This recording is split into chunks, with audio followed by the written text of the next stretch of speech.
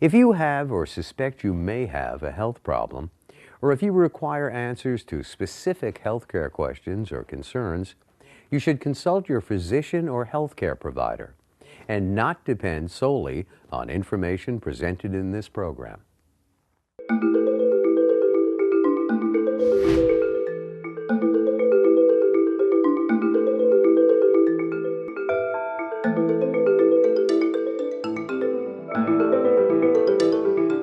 Hello, I'm Dr. Steve Garner, and welcome to Ask the Doctor.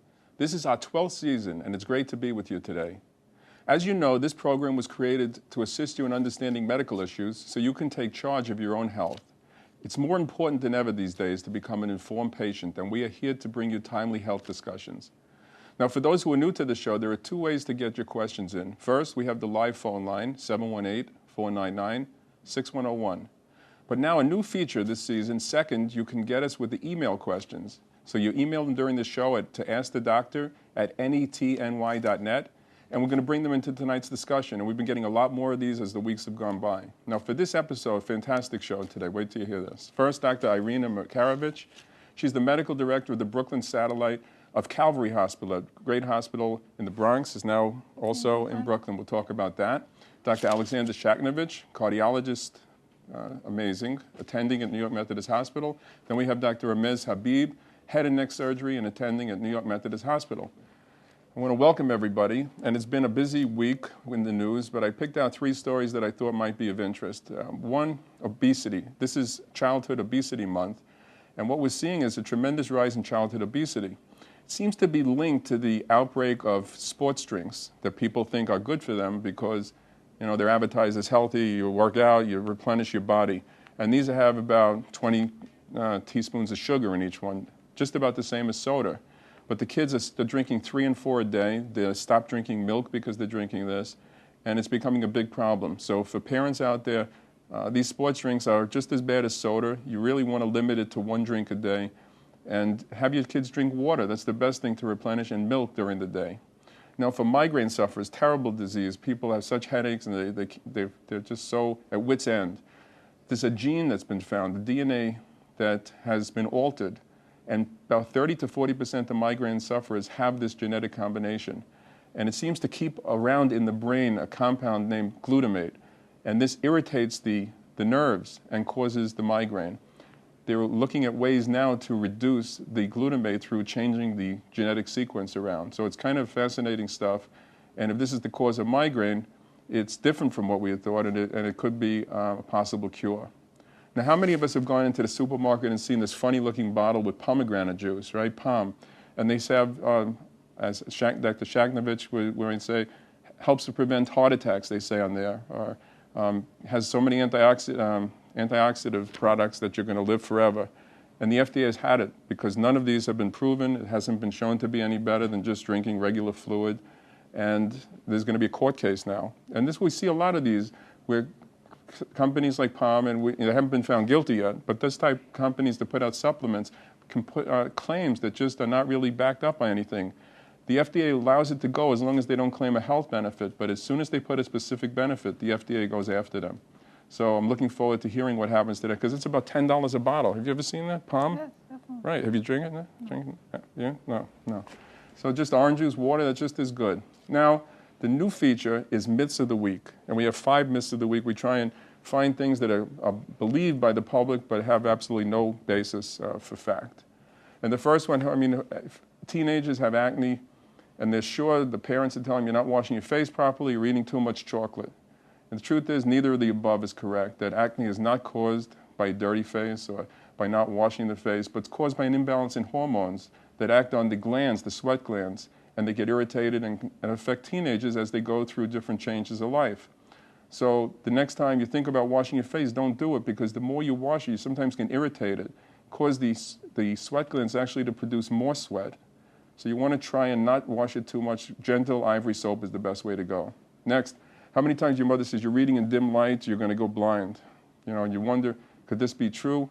Absolutely not. No study has ever shown this. What does happen is you get eye strain if you sit too close to the TV or read in dim light, but it's no permanent effect, and it goes away as soon as you stop reading.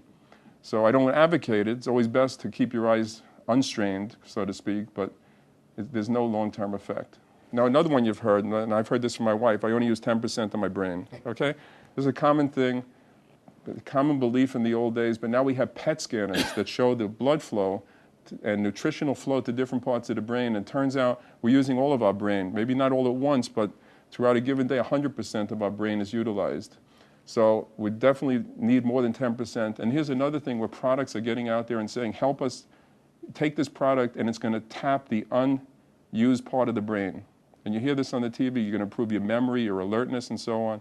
Doesn't work. And we're using the brain, so there's no such thing. The next one, somebody's depressed. You say, oh, he just needs to pull himself together and he'll be fine. Well, actually, depression is a very serious illness, an imbalance of brain chemicals, not a character flaw or weakness. And it's not something that's going to come over. You're going to need medication, counseling if you truly have depression. So just remember that the next time it's not somebody who's just acting sorry for himself, but actually has a severe imbalance. And finally, for those who are overweight, say, well, metabolism, I have a slow metabolism.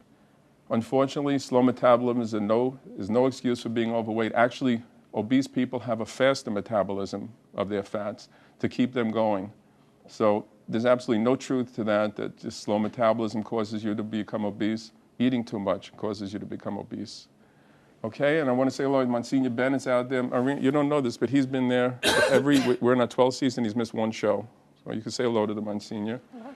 And I have to say hello to Dr. Sultana, Abidi Sultana, who paid a visit to us at Methodist Hospital. I was very impressed with her. She inspected our department today and said everything was good. If I called her for the show, she said that. No, but she's a wonderful person, and it was great to meet you, and I know she's a fan of the show. And now to the all-important quiz, which I know people are waiting at home with the pen and pencil, okay? And this is for that handmade plaque, which 13 have been given out, Dr. Makarovich, 13 plaques hanging all over the city, in prominent places. Here's the question. There are 8 United States presidents who did not go to college, 8 of them. Can you name one? If you name one of the 8, you're going to win the prize. So get those thinking caps on, use 100% of your brain. We're going to take a short break, and when we come back, we're going to go to your questions. Now, the topics are palliative care, internal medicine, cardiology, head and neck surgery. Now, the number to call is 718-499-6101. And you can also email your questions at askthedoctor@netny.net. We'll be right back.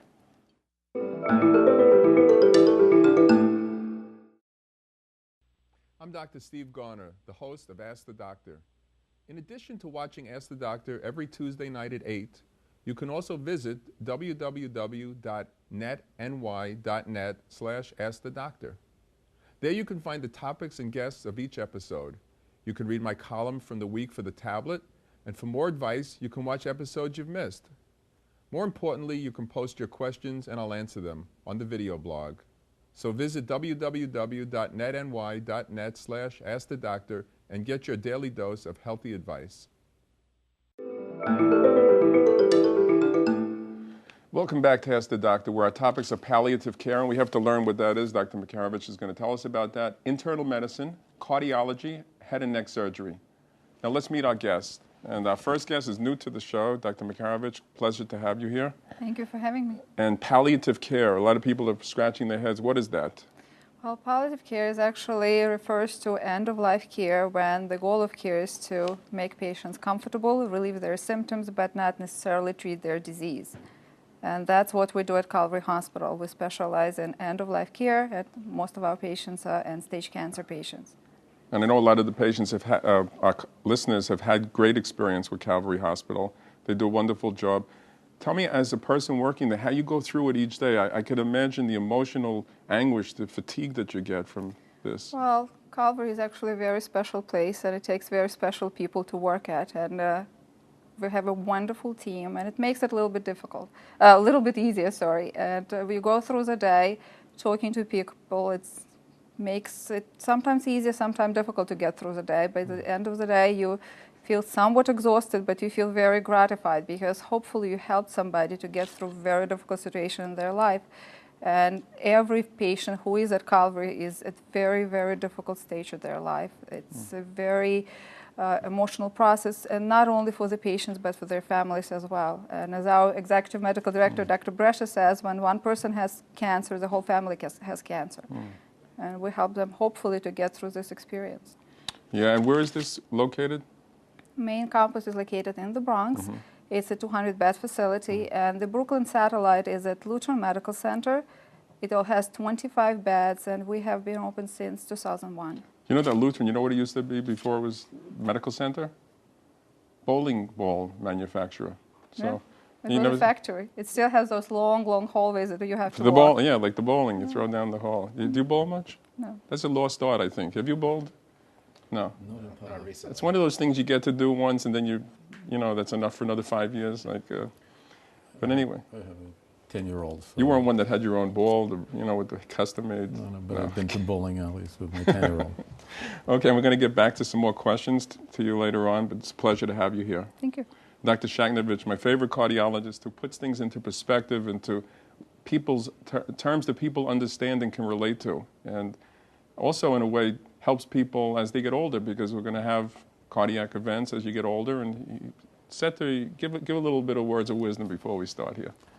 Well, it's a wonderful medical subspecialty. It's a very positive subspecialty. We can do a lot with our patients and for our patients. And having started out as a proceduralist, I've become more of a talking cardiologist, and I think it's really a very enjoyable way of connecting to patients, dealing with acute and chronic medical issues. You know what I think is a big problem? There's no time. Like, you take the time to talk to people, but a lot of the doctors out there have that 7-minute rule, or they're in 7 minutes. If they get past 7 minutes, sorry, we're done. I think it does a disservice. Well, again, I think medicine is a very complex process, and I don't think there is a hard and fast rule, 7 minutes to 70 minutes. I have all sorts of aphorisms. I tell my patients that the only difference between good and bad doctors is that good doctors have fewer bad patients. So I talk to my patients as long as it's necessary for me to try and help them be good patients. And it's a good investment for me, and it typically is a good investment for them, and later visits are shorter. I think it's great.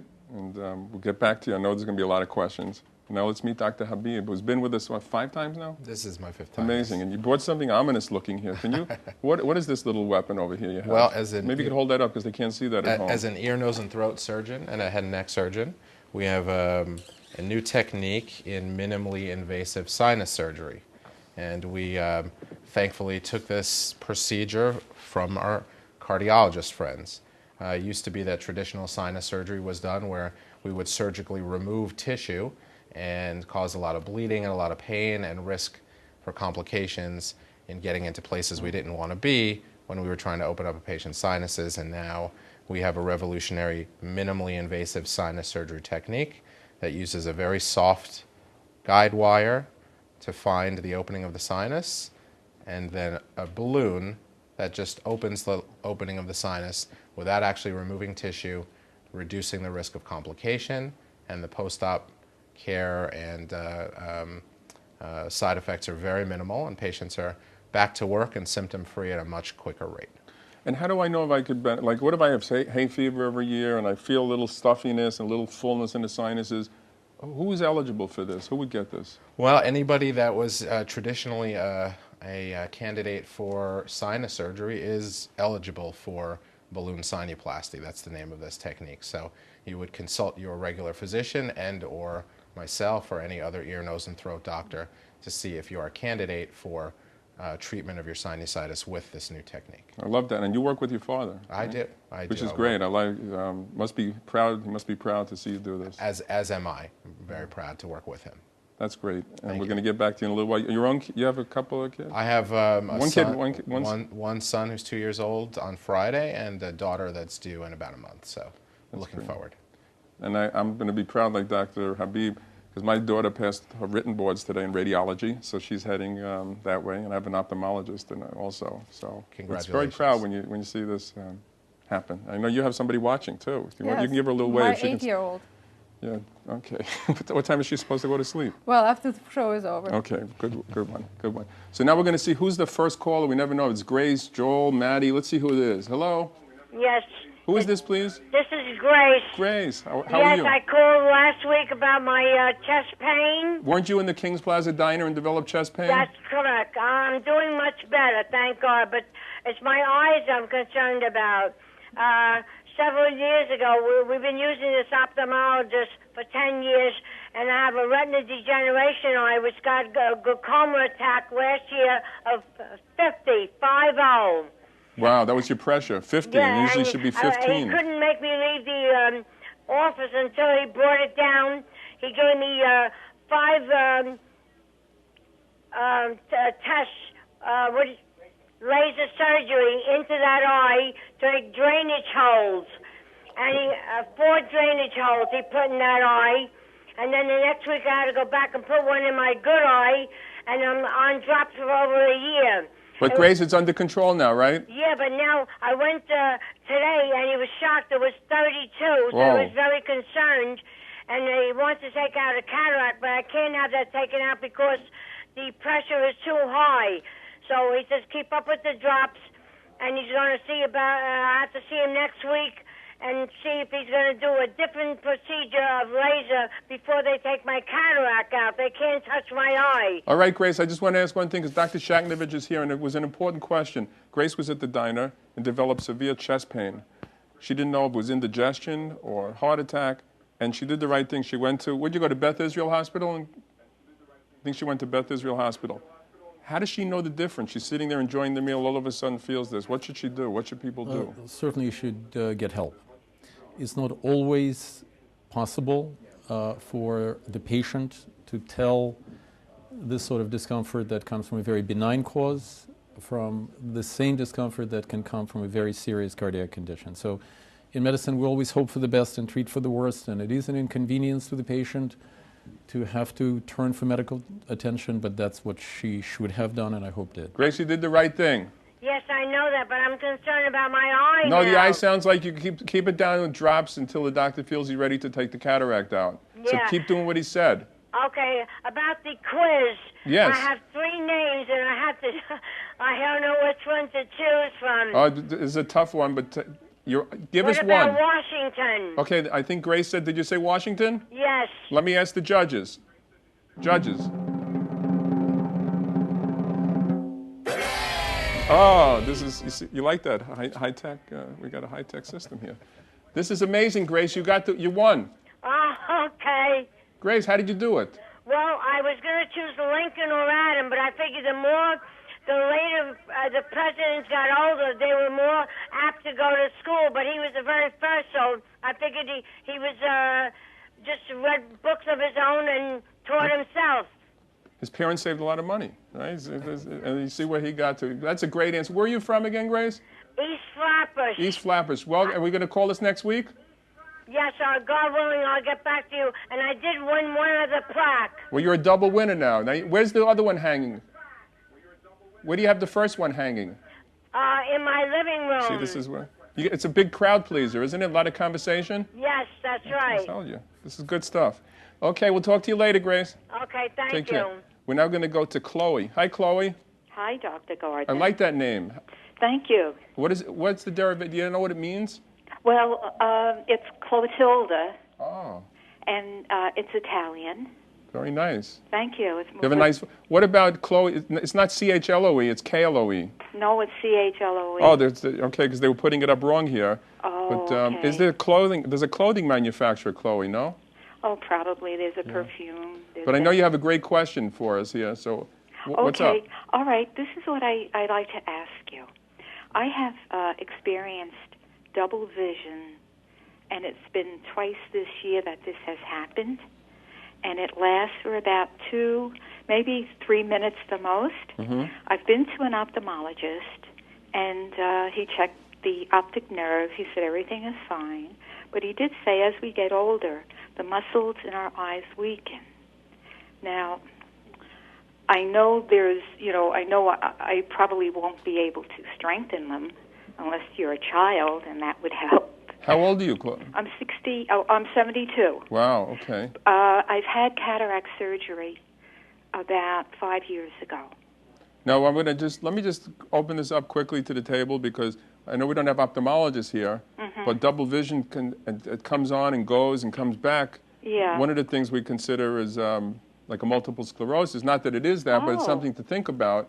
Okay. And I'm going to ask anybody on the panel want to double vision, cause of double vision, which we'd like to have you go to an ophthalmologist rather, because we really don't have that specialty here tonight. We will have it later on in the year. I see. But it's something you don't want to miss, so it's something that your doctor may want to order a test, either a CAT scan or an MRI of the brain. Of the brain. I think it's important to rule that out. All right, thank you. And would I go to a neurologist for this? Well, I think I would first go to your general doctor. Yes. And then he or she will do an exam and decide if that's appropriate, you know, because we're just taking a few hints that you're giving us here tonight. We can't examine you. But I would feel comfortable going to one and telling him this story. All right, Dr. Okay, Garner. Chloe, great to hear from you. Thank you. Okay, and I'll call you back at another time and let you know what's happening. Very good. Thank you. I enjoyed Take your care. show. Thank you. That's an interesting call. Do you see a lot of the patients with eye problems as they... Well, my patient population is very difficult, and at the end of life, a lot of patients do have problems with their vision, but it's basically a consequences of their general medical condition. And if the population is elderly, then we do encounter the same problems, and most of the general population has is cataracts and glaucoma. I would think that would be important at end of life to have good eyesight. You want to read and see people and so on. That would be something you would... In other words, when somebody goes there, does that mean you're not going to do anything for that person? Oh, absolutely not. We would. And actually, we do have an ophthalmologist and optometrist on the staff. And if the patients need a new eyeglasses prescription or there's something new with their eyes, we definitely have it checked. And we try to help them as much as possible. And we try to encourage them to stay as active as possible till the very last day. Because, as we say at Calvary, Calvary is not a place to die, but Calvary is a place to live. Very nice. Very nice. We may have had another... So the quiz has been won tonight, but... We're going to see what Veronica has to say. Hi, Veronica. Veronica? No, I think Veronica got discouraged when she heard the other, when she heard Grace come up with the answer. Veronica? Okay, when you can get your composure back, you'll call us back, okay? Thanks. This can be devastating. Myra? Yes. How are you? I'm doing good. I have a slight cold. Oh, sorry. Where are you calling us from? I'm calling you from the Brownsville section of Brooklyn. And it's a place, we look for restaurants, we search the city. We never find anything in Brownsville. Why is that? No, nothing. I don't know. I guess we need a facelift or uplift or something. Tonight I ate at a place called Queen. It's in Brooklyn, downtown Brooklyn. Amazing place. I recommend this highly. One of these old Italian places, 65 years old. For $25, you get 8 courses and a glass of wine. It's an amazing place. If you mention, ask the doctor and go in there, they'll say hello. Italian food. That's great. So tell me, I want you to consider that place on Court Street. Tremendous. Okay, I will. Now, what can we do for you? My question tonight is, I'm on Diovan 325 over 325 over I think it's 25, 325 over 25. Okay. And I also take propranolol. Propranolol, am I pronouncing it right? Yes, and what are you taking it for? Okay, I'm taking it also for my blood pressure. So I went for a stress test, and my cardiologist said that the physical part of my test I passed, and he didn't like the way the pictures look. He says, and I'm gonna increase your propranolol from 20 milligrams to 40.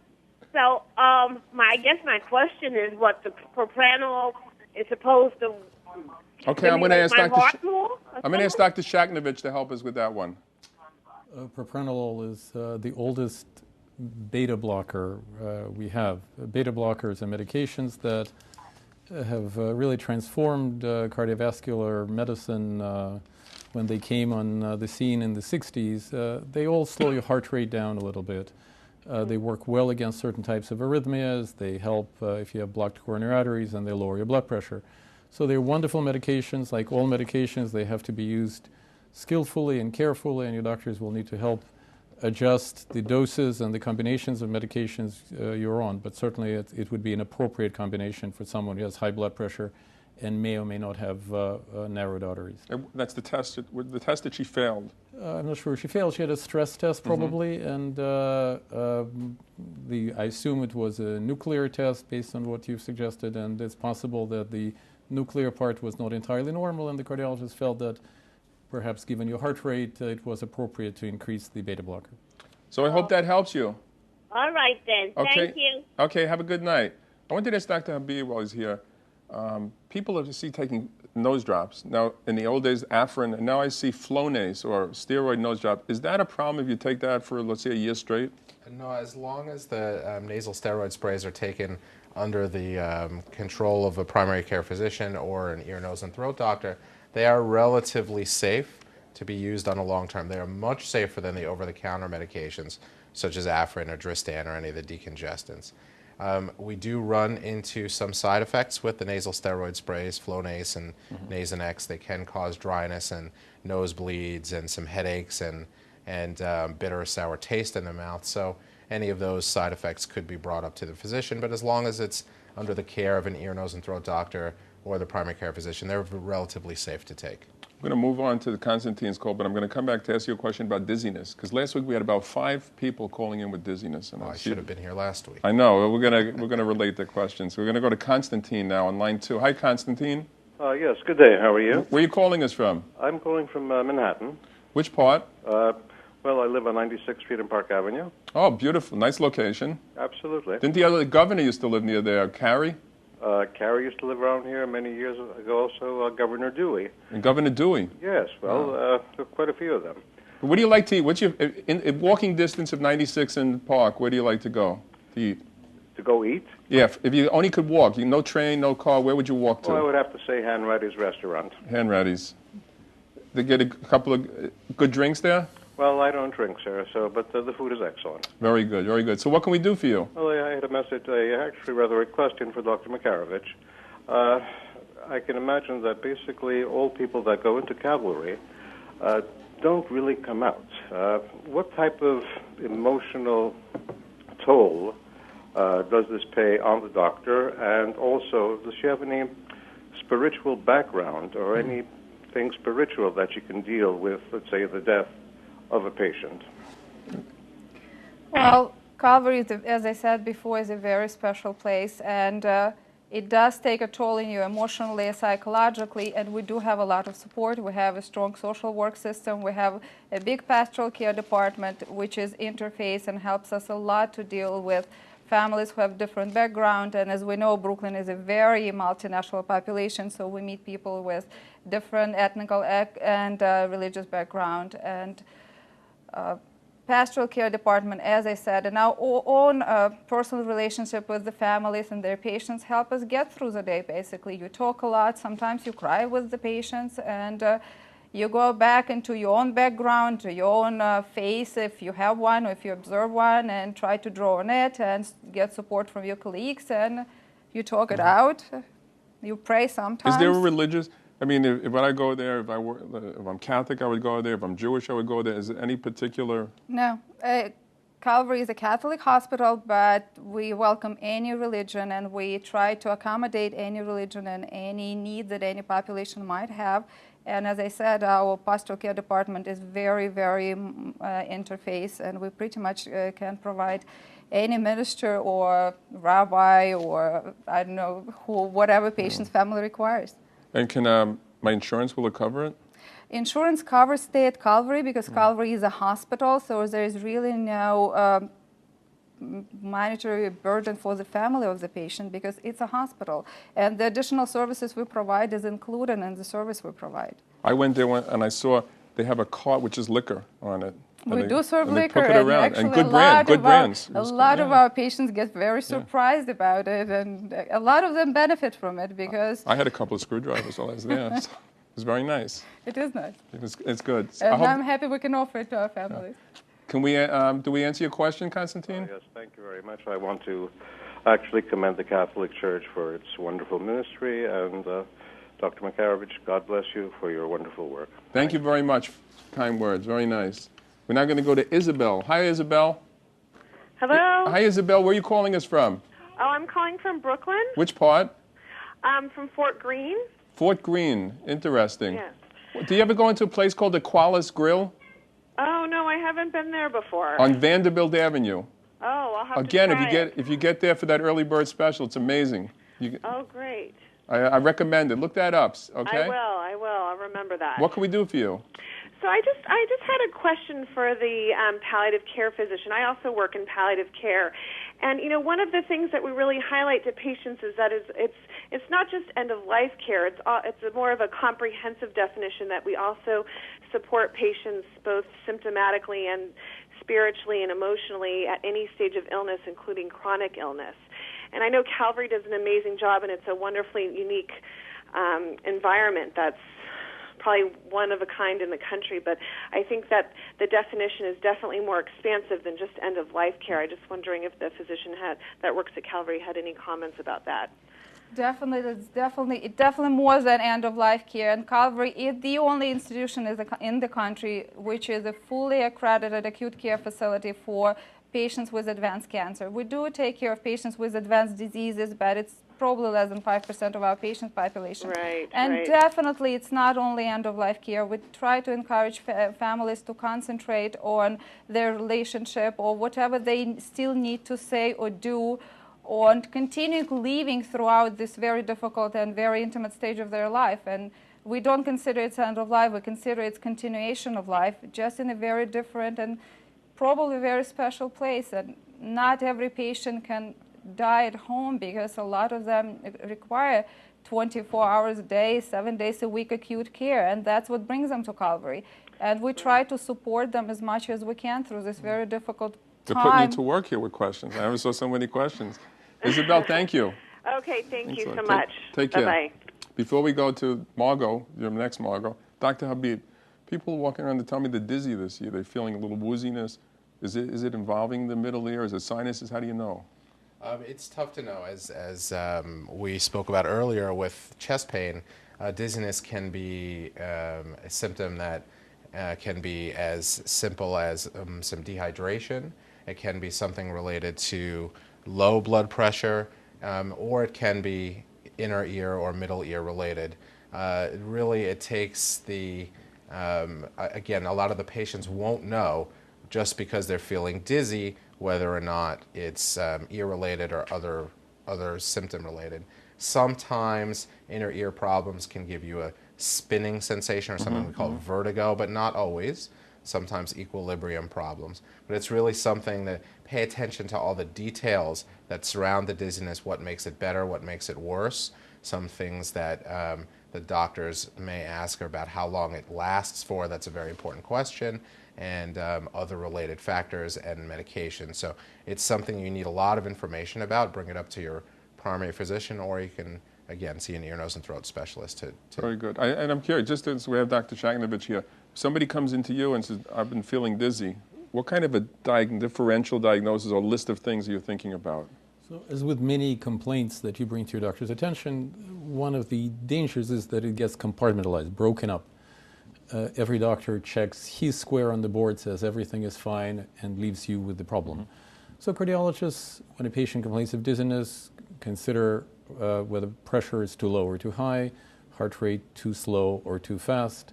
There are certain medications that can have dizziness as a side effect, especially when you stand up abruptly. But the key is to help the patient integrate and not simply address one corner and leave the rest of the board unattended to. So again, I will echo what we've been talking about. You want to have an agent, internist, who oversees your discovery of what the cause is and treatment of it. Thanks. We're going to take a short break. I love the show tonight, by the way. Great questions, great answers, but we need to pay some bills now, so we're going to take a short break. Margot, you're coming up next on line 1, so get ready. So we'll take a short break and come back and talk about palliative care, internal medicine, cardiology, and head and neck surgery. The number is 718-499-6101. And our email, we've already gotten some emails I'm going to get to, askthedoctor@netny.net. We'll be right back, so don't go far.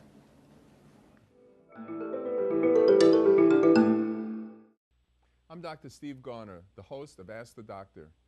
In addition to watching Ask the Doctor every Tuesday night at 8, you can also visit www.netny.net/askthedoctor.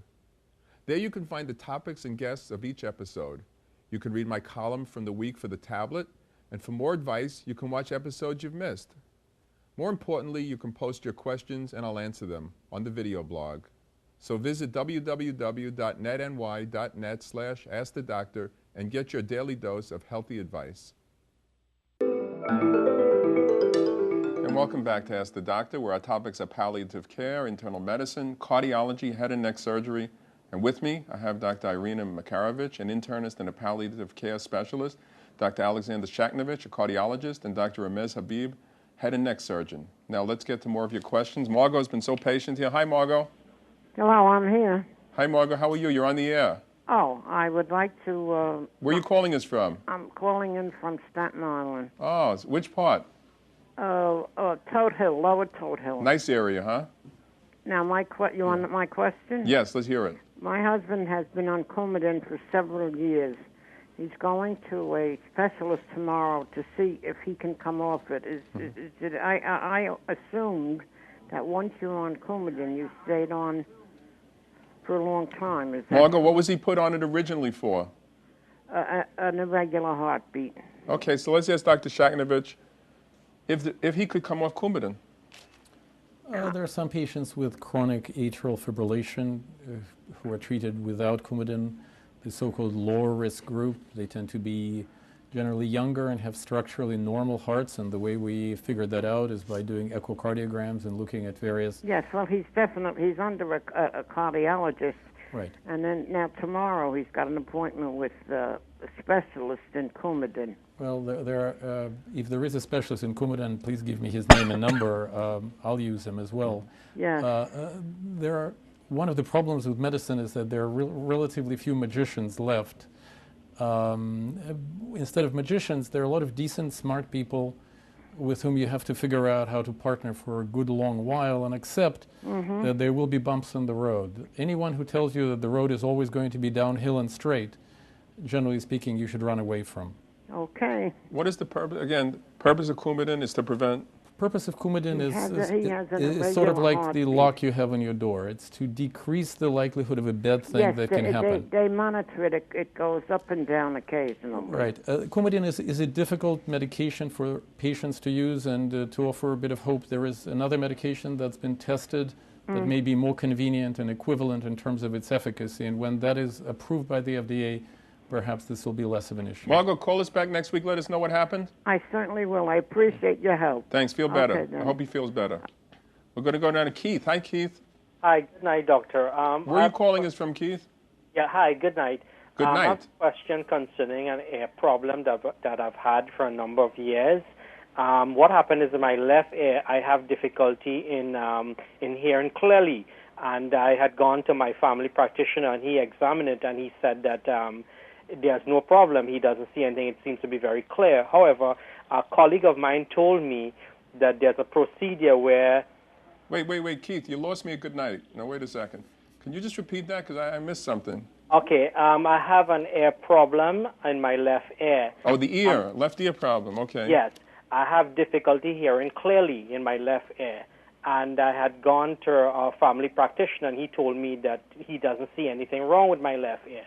However, a colleague of mine told me some time ago that there's a procedure where an instrument is inserted through the throat and your air is washed out.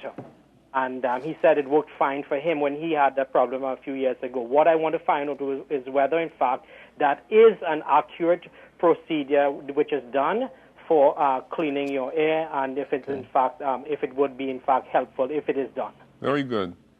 You tried Q-tips? No, it's okay. Dr. Habib, what do we do? That doesn't help. No, don't use those. No Q-tips. Q-tips are a four-letter word. We don't like four-letter words. Well, you know, it's a misconception that you can see the entire ear just by looking in the ear canal. There are actually three parts to the ear. The outer ear, which is the part that we look into, the middle ear, which is the part behind your eardrum, and then the inner ear, which cannot be seen at all on any exam. And problems with hearing or hearing clearly can be the result of any problem with any of those three parts.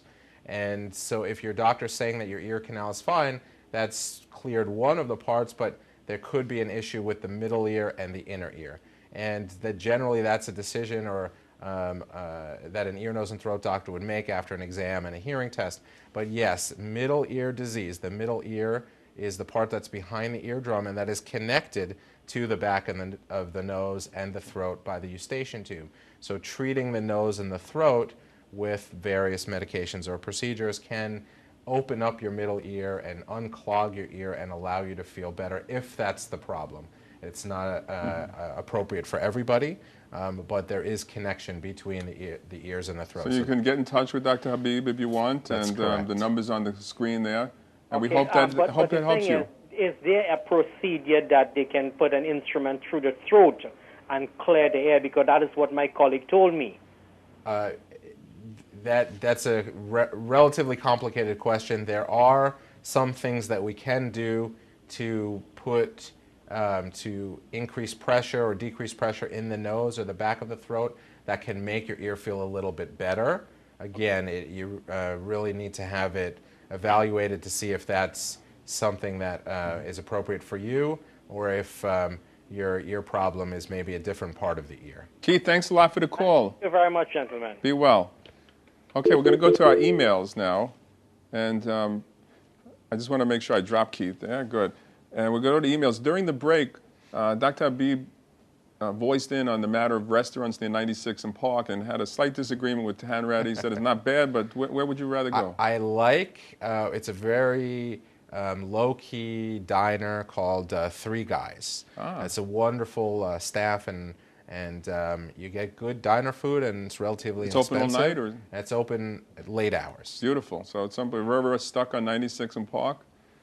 Great. What's the name again? Three Guys. Three Guys. Thanks. I see also we're getting some feedback from the viewers. Look at this. Yes, Queen is a great place. Queen on 65th. How about Scalino's on 7th Avenue in Prospect Park? And that's Mr. Scalino. Well, thank you for that question, and we like that restaurant very much. Now, what role, if any, this is the question to our palliative care physician, what role, if any, do friends, co-workers, et cetera, play during the palliative care of an individual? What advice would you give? So how about the friends, the co-workers? What? Very important, because the time of their lives when patients do get to us, and when palliative care physician or palliative care team gets involved, patients suffer not only physically, not only from their physical symptoms, but they do suffer emotionally and socially, and sometimes they feel isolated, and we definitely do not want them to feel abandoned or not supported throughout this very difficult period in their life. So it's a tremendous role. And we as physicians definitely rely on the family as a unit and their friends and co-workers to support the patients and help us. Sometimes, what do you say? Like you're going to visit someone who may look different from the way he's looked when he was healthier, and you don't want to say the wrong thing. And is there a right thing to say or an etiquette that you shouldn't? There is no right thing and there is no wrong thing. And as I always say, just be yourself, be supportive, be kind, and the rest will come. We hope that is a good question. Now, also a second one, kind of disjointed this question, but I'll try and put it together. It has to do with pacemakers and when the battery should be replaced. And do you have to take the whole thing out to replace the battery, or can you do it a less invasive way? I think the question actually has to do with whether or not a device can be explanted, removed altogether. And of course it can be. Typically we have to do it if there is a very dreaded problem with infection that involves this sort of implant. In all other situations, of course, the patient has, at least that's my understanding, every right to insist that the device be removed permanently. It's a little harder to remove the actual wires that go inside the heart, although there are now techniques for removal of the leads as well. Certainly, I would encourage any patient who comes to want to have a defibrillator especially removed to consult with his or her family, a regular internist, cardiologist, implanting physician, because that's a very important decision which may have very untoward consequences. Did these ever fire when they shouldn't fire and cause a problem? Anything man-made can malfunction. Generally speaking, this technology is among the most reliable that we have in medicine. There are unfortunately failure rates. And patients, of course, understandably are very disheartened when they hear about this. Nevertheless, this technology has really revolutionized treatment of previously very difficult diseases to treat. Oh. Hope that answers your question. Keep those questions coming. That was Joseph. Thanks a lot, Joseph. Now we're going to go to Roseanne, who's been waiting patiently on line 3. Hi, Roseanne. Hi, how are you? Where are you calling us from? Well, I'm calling you from Maspeth. Maspeth. What's out there now again? Oh, you got Albashimendo. Oh. On Woodhaven Boulevard. London Lenny? Yes, right next there. How is that? A bracciamento used to be a one in Brooklyn, you know, on the pier. Well, this is one in Queens. That's a lot of parties that occur there, Oh, right? yeah, a lot of them. Yeah, Very good food. Good food. I enjoyed it. It's a good place, a bracciamento's. Yeah. They treat you nicely. They make you feel like one of the family. You feel like family. You only feel like the outcast of the family, but it's okay. So. Okay, my question's for the cardiologist. Okay. I'd like to know exactly what causes an AFib. So would I. Well, to be serious, it is a condition that has many, many, many different causes. And when we encounter a patient with atrial fibrillation, we first look for correctable causes of atrial fibrillation, and those can involve hormonal imbalances, high levels of a thyroid hormone, for instance, exposures, alcohol among them, and a number of other conditions. There are inflammatory conditions that are short-term. We look again to see if there's... Would rheumatoid arthritis play a big role in this at all? Rheumatoid arthritis can affect various components of one's heart, and yes, atrial fibrillation can happen as well. Atrial fibrillation is a very common condition. It happens in approximately 1 in 7 patients over the age of 70, let's say. It happens in much younger patients. The key is to realize that it is a chronic condition, and there are ample ways of having an active, normal, reasonably safe life. It's an encumbrance. It's not a curse, but one has to really learn how to live with it. Well, I was put on medication of verapamil and atenolol, so forth, to take for it. Do you think that that's a good combination? Certainly, those are potentially effective medications. Again, the ultimate answer will have to come from your cardiologist, and there are ways for us to assess efficacy. Certainly, you can help your doctors understand how well you can tolerate them, and again, they will need to monitor you periodically to make sure that these medications are safe and effective. Roseanne, I hope that helps you and feel better. Thank you. Bye, doctors. Bye. You were wonderful. Have a good night. You too. Now we have a special name that I've never heard before. Mova? Yes. That's the first time I've heard the name Mova. Okay. It's a nice name. It's a nice name. What does it mean? I think it's like the flower, the color, it's mauve. Oh, like the color mauve. The color, yes. Wow, and Mova. Because it's M-A-U-V-A. It's a really nice name. I like it a lot. Do you have any sisters with unusual names? No. No, like orange or purple? No, okay. No. What can we do for you? I have a question for the cardiologist. Oh, you're getting a lot of work here tonight. Okay. Yes. I have acid reflux, and I've been having chest pains for a while, but recently it was bad, and I went to the hospital and I was admitted. And they did a lot of blood tests, and I was on blood pressure tablets, and then I was taken off. And I went back to my medical doctor, and he said I should stay off it for a while because my pulse first was very low, and it has come to like 59, 60. But I am just scared because it's like cold turkey on my high blood pressure pill, and I've been on it for many years. I've been monitoring my blood pressure, and sometimes it's a little high, and I think I'm not protected, so I don't know what to do. Well, again, I think your doctor should be able to adjust your medications. There are medications that affect your blood pressure without lowering your heart rate. It's very individual, selecting from a very broad range of very effective and generally well-tolerated medications we now have available to us for treatment of a variety of cardiac conditions. Ultimately, again, is a matter of you're working with your internist or your cardiologist, but you should not have any difficulty getting your blood pressure under control. Thanks so much for the question. We have to move ahead. We only have 5 minutes left. Without taking blood pressure medication, because I'm not on any blood pressure medication. Well, you should see your doctor and point out to him that your blood pressure requires, in your opinion, that some medication be reinstituted, and he'll be able to find something for you. Mova, please call us back next week. Okay, thank you. Thanks, Mova. Okay. We now have only a few minutes left, so we're going to accelerate the answers to 1 minute each. Philip, hi. Hi, how are you, Doctor? How you doing? Where are you calling us from? I'm calling you from, basically Sheepshead Bay, Brooklyn. Oh, great area for food out there, right? Yeah. I'll give you my 2 favorites quick. Let me hear. The 3-star? Pardon me? Which one? The 3-star? No. My favorite is I like La Villa, La Villa. La Villa? It's in actually it's in not Bath Beach. What is it? Mill Basin. Mill Basin. And I like another one, the Mill Basin Deli. I always talk about Grabstein. Have you ever been in there, Mill Basin Deli? They have this artist in there, a collection of Erte. Yes, it used to be a lot of Erte art in there. And they Not just so have, much anymore. They have other stuff. But that's interesting. I like that place too.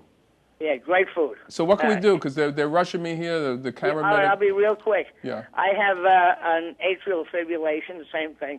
Been treated for taking all the medications, but I keep running out of breath. Is there anything they can do for that? Shortness of breath. A great deal. And again, I apologize, my answers all sound the same, but any chronic condition simply requires, again, not a wizard, but a partner. You need to find a doctor you can work with and systematically address all of the number of different causes of breathlessness. Breathlessness is an important clue that something may be the matter with your heart, your arteries, your lungs, and should definitely be properly evaluated. Thank you so much. Take care. We're going to go to Dame Edna, and ask a question about Coumadin. Edna? Yes. Hi, Edna. We have a few seconds left. What's your question? Calling to find out about the Coumadin this lady was talking about. Yes. My daughter was on Coumadin, and my girlfriend told me that Coumadin is rat poison, not for she to take it. Okay, so the question is Coumadin. I'm going to listen to your TV and hear this. The question is, Coumadin, is that rat poison? And if it's rat poison, why should humans take it? Well, it's the same reason we use fire. It's dangerous unless you need some hot tea, in which case you can't get it without it. So Coumadin, of course, is used as rat poison because when rats are exposed to excessive, for them, doses of Coumadin, they develop bleeding complications. We use Coumadin in correct doses and monitor its effect, and generally speaking, it's well tolerated. It is a medication that does depend on the patient taking it correctly and the doctor monitoring carefully. Thank you, Edna. We're going to move ahead to last question of the night by Maria, and it's another Coumadin, big question on Coumadin. Hi, Maria. Yeah, hi. Maria, what's your question? Well, I've been taking Coumadin for over a year, and I'm not sure exactly what's wrong. Well, I know I had a blood clot in my leg, and the blood, they put me on Coumadin after. But why am I on it? I go to an endocrine doctor, but I don't have. What kind of doctor can you use for blood, like for Coumadin? Well, again, your internist should be able to tell you how long you need to be on Coumadin. If you were placed on it because of a blood clot in your leg, vascular surgeons, cardiologists, a number of different specialists who should be able to help you how long you need to be on Coumadin. I'm sorry we have to move ahead. I mean, it flew by. I don't know what happened. We need another hour here. But just quickly, Calvary, adults, children? Adults 18 and older. Yeah. But we do provide supportive services, bereavement services for children of our patients and family members. And they don't necessarily have to be related to Calvary. There is a bereavement support for children. And what if I want to be treated at home and I don't want to go to Calvary at the Calvary hospital? has actually home care, home hospice, and Calvary Hospital. And some patients can be managed at home, and we have a Calvary Hospice that will provide hospice care in the convenience and familiar environment of your house. Thank you. Dr. Shaknovich, any word? Again, a lot of Coumadin questions, a lot of atrial fibrillation questions. Seems to be very prevalent. Well, again, cardiology now is about serious chronic conditions, which means that patients eventually realize that they need to understand much more about what they're doing, why they're doing it, and what is around the corner. And this is where, again, doctors can provide a great deal of support and direction. And Dr. Habib, how do I know? I have sinusitis. How do I know if it's infected where I need antibiotics, I have to go to see you, or it's something I could treat at home?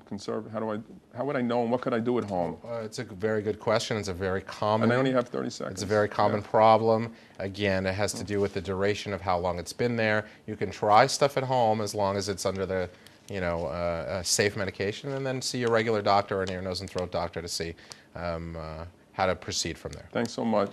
I can't believe it flew by. That's it for this issue of Ask the Doctor. I'd like to thank Dr. Makarovich, Dr. Alexander Shaknovich, Dr. Ramiz Habib for coming in And we hope we were able to help you. Now, it's good to remember you should always be proactive about your own health. You have to speak to your doctors about your concerns and never take one opinion. Always go for a second and third opinion.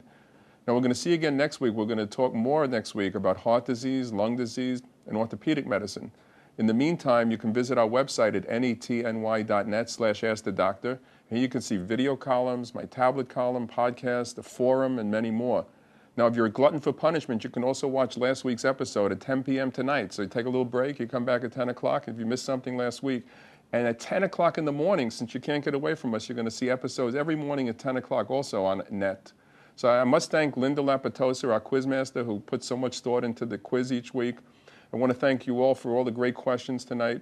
So goodbye, have a safe and healthy week, and I'll see you in the tablet.